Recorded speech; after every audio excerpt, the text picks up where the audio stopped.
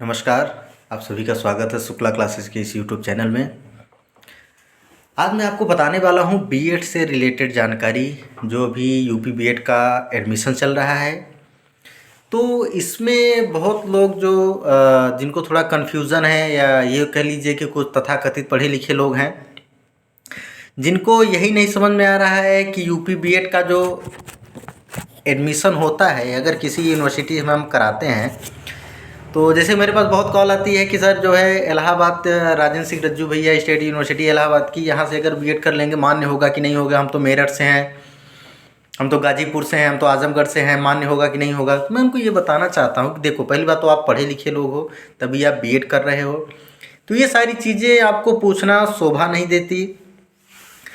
और मैं आपको बताऊंगा कि यूपी बीएड का जो एंट्रेंस होता है, इसमें उत्तर प्रदेश की सभी गवर्नमेंट यूनिवर्सिटियां, जो स्टेट गवर्नमेंट की विश्वविद्यालय हैं, सब भाग लेती हैं।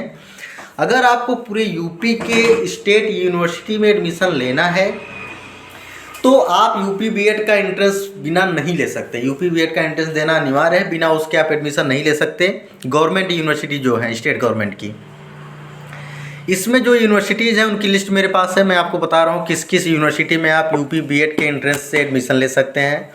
जैसे यूनिवर्सिटी ऑफ लखनऊ, लखनऊ विश्वविद्यालय है, इसमें भी आपको अगर एडमिशन लेना है, चाहे आप उत्तर प्रदेश में कहीं से हों, अदर स्टेट से भी हों, फिर भी आपने यूपी बीएड का एंट्रेंस भरा है तो आप एडमिशन ले सकते हैं, कोई दिक्कत नहीं है।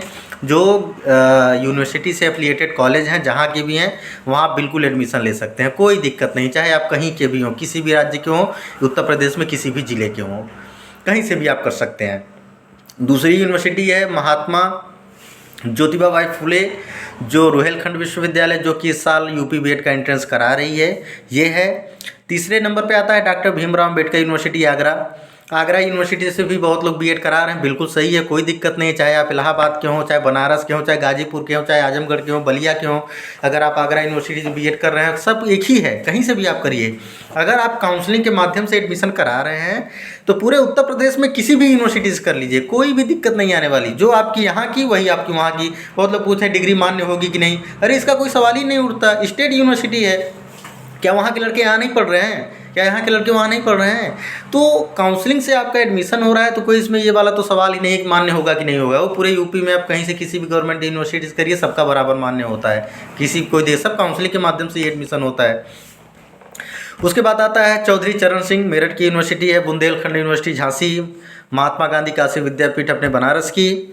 वीर बहादुर सिंह पूर्वांचल विश्वविद्यालय जौनपुर, दीनदयाल उपाध्याय गोरखपुर यूनिवर्सिटी, छत्रपति साहू जी महाराज कानपुर यूनिवर्सिटी।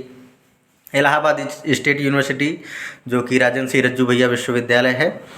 उसके बाद सिद्धार्थनगर विश्वविद्यालय कपिलवस्तु, ख्वाजा मोइनुद्दीन चिश्ती यूनिवर्सिटी लखनऊ की है।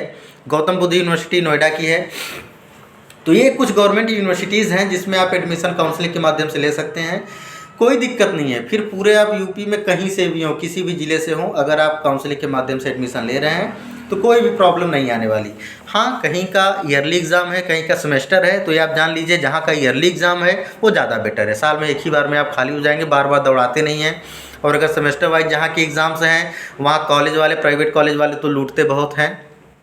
गवर्नमेंट की जो फीस है वो तो जमा ही कराते हैं, प्लस दो दो बार प्रैक्टिकल के नाम पे, टीचिंग के नाम पे, उसके बाद फाइल, प्रोजेक्ट, तमाम चीज़ें वसूली करते हैं। तो ये सब अलग की बात है, ये सब कॉलेज का मैटर है। बाकी अगर ईयरली एग्ज़ाम है तो आप एक ही बार में खाली हो जाएंगे, बार बार आपको दौड़ना नहीं पड़ेगा, सारी चीज़ें एक ही बार में हो जाती हैं। तो इसलिए यूपी बीएड का अगर आपने एंट्रेंस का फॉर्म भरा है, पूरे उत्तर प्रदेश में कहीं भी किसी भी यूनिवर्सिटी से आप एडमिशन करा लीजिए, जो कि गवर्नमेंट यूनिवर्सिटी है, काउंसलिंग में जिसका नाम हो, तो कोई भी दिक्कत कहीं भी नहीं आने वाली। चाहे आप इलाहाबाद के हों, चाहे आप आगरा के हों, आगरा के होकर इलाहाबाद एडमिशन करा रहे हैं कोई दिक्कत नहीं, इलाहाबाद के होकर आगरा एडमिशन करा रहे हैं तो कोई दिक्कत नहीं, कहीं से भी आप करा लीजिए। पूल काउंसलिंग चल रहा है, अंतिम चरण, इसके बाद डायरेक्ट काउंसलिंग आएगा। सीटें कहीं भी खाली नहीं हैं, मैक्सिमम सीटें हर जगह की भर गई हैं। तो कहीं भी अगर कॉलेज सीट खाली हो रहा है तो बिल्कुल आप वहाँ पे एडमिशन ले लीजिए, क्योंकि लास्ट मौका है। डायरेक्ट में कुछ ही जगह बचेगी, नहीं तो बीएड इस साल इतना एडमिशन हुआ है कि डायरेक्ट की सीटें बचने की कोई उम्मीद नहीं है। अगर कहीं पे होता है, जब भी जहाँ भी एडमिशन कराएं, तो जो राज्य सरकार ने फीस निर्धारित किया है कॉलेज का 51,250 फर्स्ट ईयर में, 30,000 सेकेंड ईयर में, तो इतना दे के आप एडमिशन कराइए। ये स्कॉलरशिप बेस पे या कम फीस के लालच में आके एडमिशन मत कराइए, नहीं तो बाद में आप फंसेंगे। जो आपका एडमिशन कराएगा वो तो आपको फंसा के अपना कमीशन लेके हट जाएगा, लेकिन लड़के से कॉलेज पूरा का पूरा फीस वसूलता है। ये 100% डन है। मैं भी इतने सालों से एडमिशन्स करा रहा हूँ लोगों का, तो मुझे हर चीज़ की ज़रूर पता है कि क्या कौन कहाँ कितने हद तक जा सकता है।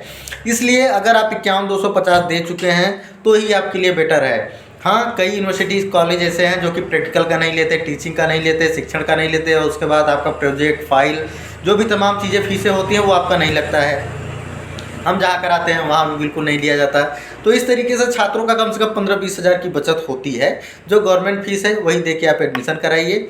अदर फीस या कम फीस या स्कॉलरशिप बेस के लालच में न पड़िए, नहीं तो फंसेंगे केवल लड़के। लड़कों के सिवा कोई नहीं फंसता। ज़िंदगी बर्बाद लड़कों की होती है। 1 साल बेकार होता है लड़कों का। कॉलेज फीस वसूलती लड़कों से है। लड़का 100% फंस जाएगा अगर कम फीस का लालच या स्कॉलरशिप बेस पे एडमिशन कराता है तो। इसलिए कहीं भी कराइए पूरे यूपी में, लेकिन 51,250 की रसीद के साथ ही कराइए, चाहे जैसे वो आपकी इच्छा कैसे आप करा रहे हैं। कोई भी दिक्कत आती है, कुछ भी ज़रूरत होती है, किसी भी गाइडेंस की आवश्यकता हो, आपको लगता है कि हमें ये जानकारी लेनी ज़रूरी है, तो आप बिल्कुल हमसे संपर्क कर सकते हैं। डिस्क्रिप्शन बॉक्स में हमारा मोबाइल नंबर है, इस पर आप कॉल करके एनी टाइम हमसे संपर्क कर सकते हैं। धन्यवाद।